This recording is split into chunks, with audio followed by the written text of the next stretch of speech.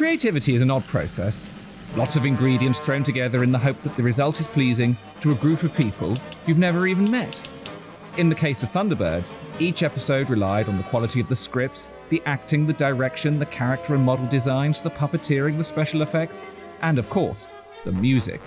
Designating which episodes are best is, of course, highly subjective, but there are certain installments that just seem to break through with the public at large. The one where they go to the sun, the one with the alligators, or in the case of Terror in New York City, the one where Thunderbird 2 gets shot down, and the one with the Empire State Building. Terror in New York City shouldn't work, really. It was produced in a rather piecemeal fashion in early 1965 by a team that were suddenly faced with the prospect of having to turn a half-hour series into an hour series. Terror in New York City has two credited directors, both of whom point the finger at the other and say, "Nothing to do with me, Gov, it was the other geezer what done it." And yet, it's undeniably one of the great episodes, aided enormously by that score. 1M1, take 1.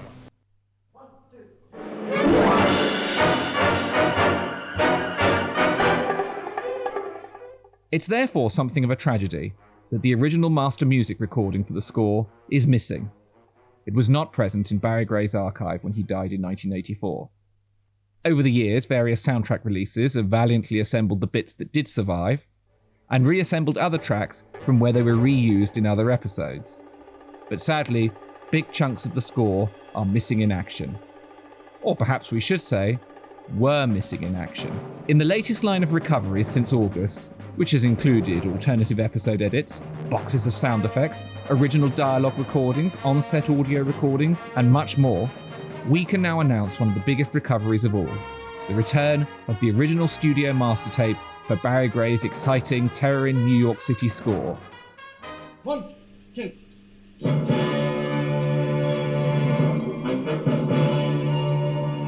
Or, as it was called when he wrote the music, Terror in New York. When the Barry Gray archive was originally catalogued, there were 3 tapes relating to Terror in New York City. Sections of individual tracks that do not feature on the master, such as Thunderbird 1 in Pursuit of Ned Cook, a tape of outtakes from the original studio recording, including alternative takes,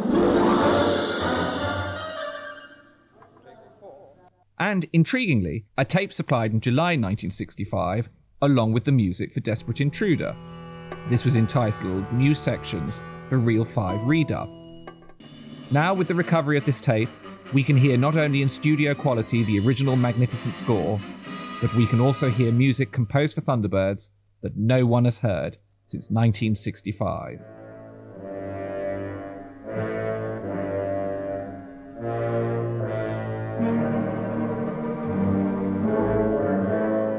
Because as we now know, the episode that Barry viewed in early 1965 was not the one that was transmitted later that year.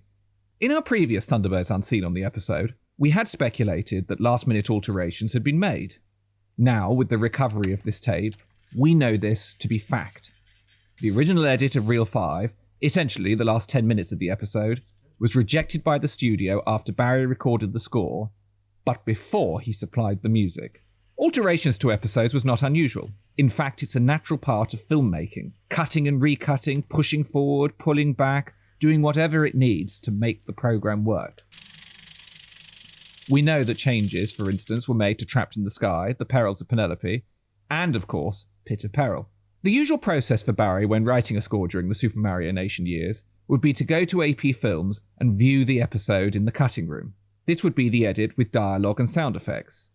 He would write down in detail the action and record in feet the length each musical cue needed to be. Timing was essential, because his music had to hit the beat of the action.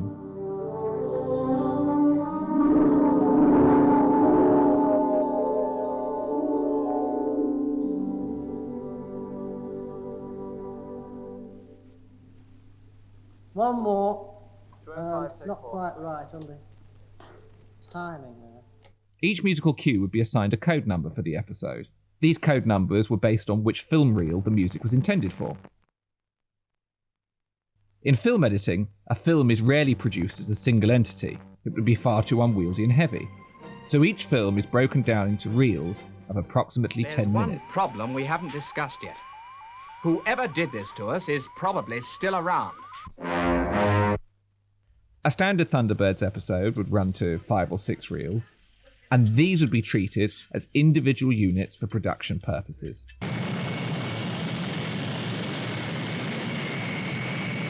Fun. So if Barry called a cue 1M2. he meant it was the second piece of music for reel 1. 3M7, the 7th piece of music for reel 3. So let's have a look at how that worked for End of the Road. To end reel 4, Barry wanted to go out on dramatic music to bring the act to a close. So he timed the section, noted down the action, and wrote his score to fit the beat of the edit. Once these tracks had been recorded, they would be supplied to the sound editor to fit in. It's gonna hit the tractor!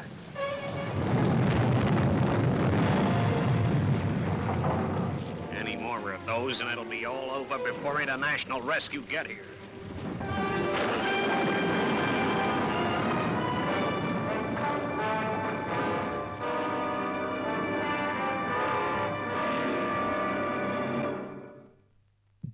Sometimes Barry would even offer precise instructions in the form of an audio memo. Here's one from later in the episode. 6M1A, starting at 215.5 feet after the explosion. Boom, boom. Most of the time this works smoothly. It's clear from surviving scripts that more often than not, AP Films got it right the first time. And don't forget to save me a gem or two, Tintin. Everybody's giving them as Christmas presents this year. Right, Scott. Anything special you would like, John? How about a bright little diamond? Well, I think I'd rather have a dirty old, bar of gold. But occasionally, they didn't like what they'd come up with. And that meant changes to the picture, which in turn meant changes to the soundtrack and music. So, when Barry Gray originally viewed Pit of Peril, he wrote in his notes, 3M4 running to 12 seconds. Cut to Tracy Island. TB theme or drums. Cut to Tracy House. Cut to picture of John on wall. Jeff's dialogue starts. Go ahead, John. He wrote the cue, recorded it, it was dubbed, and looked like this. Crew of 3 trapped.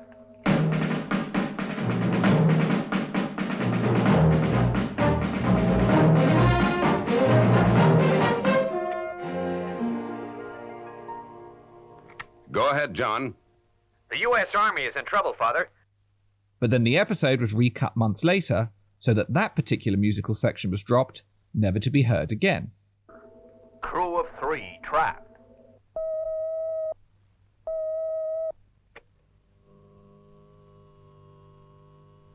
Go ahead, John. Father, General Peters has just radioed in. They do want our help. And then later, during production of the hour-long Sun Probe, Barry supplied new music edits to cover the new pictures. Bit of Peril revised 2MA. Prior to this, it seems something similar happened with Terror in New York City. Except this time, the company decided that they didn't like the edit during production. With other episodes where the action was changed, Barry's notes record what the original action was. Something's happened, I tell you. We'd better get out of here before this storm gets any worse. So, with alias Mr. Hackenbacker, we can tell that changes were made because Barry has thoughtfully left notes detailing what both versions looked like. But with Terror in New York City, he rather unhelpfully cut out the original description and replaced it with new notes. Spot the handwriting change. The score also doesn't provide much help. Even though Barry often describes key moments, here he describes very little. All we know is that when Barry supplied the music master, Reel 5 was clearly already an issue. The label states, Thunderbirds, Terror in New York, complete to the end of Reel 4. Reel 5 to be sorted out. End sections on master tape missing. And indeed, the tape does abruptly end. 3 months later, Barry supplied new sections of music for Reel 5, largely comprised of cues from Stingray, plus a very short section of music from Desperate Intruder.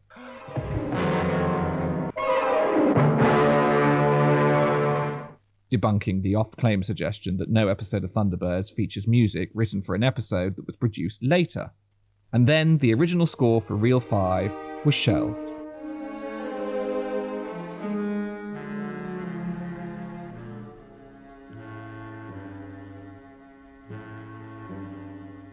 The end of the gauge read empty.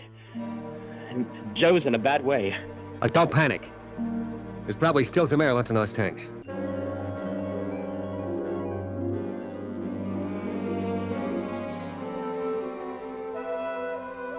We found it.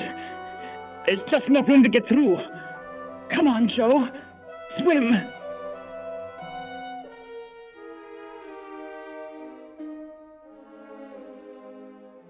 A couple of bits turn up in Day of Disaster.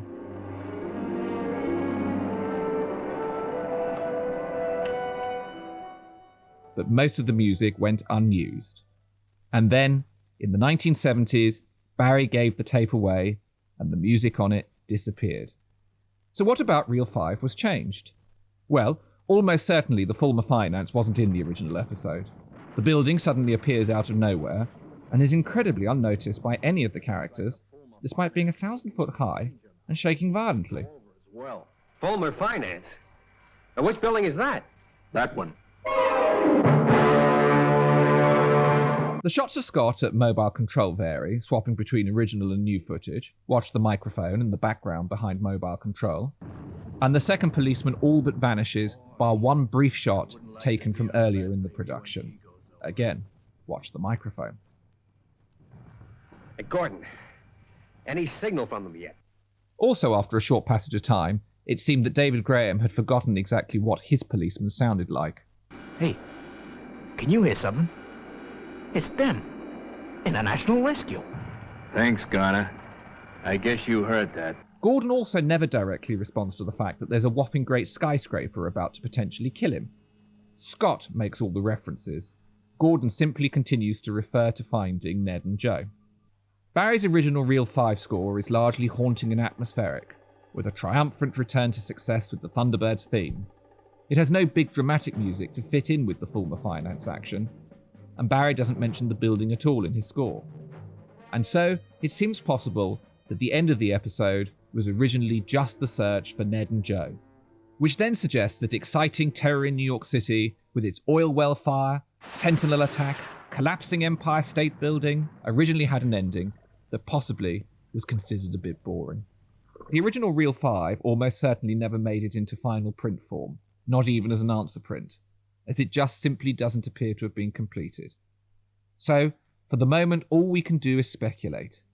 But when, in the fullness of time, the recording is released to the public, well, you can close your eyes, listen to Thunderbird's music you've never heard before, and imagine what Barry was seeing, which inspired him to write it.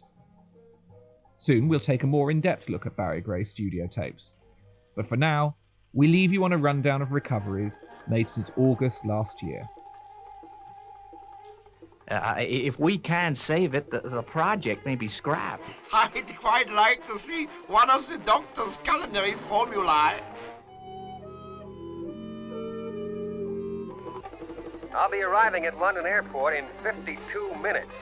Gee, I sure am glad to hear that. Can I see him? Who are you? What do you want? Jets being fired underwater, I think. And so our computer is fully engaged, and some of our non-scientific personnel are having a bit of rest. Or do you want to go straight through like this? Sorry, I thought it is wrong. Well, if we're going to press on, Tex, I suggest we keep our eyes open. You just can't be too careful these days. Terror in New York, 1M2.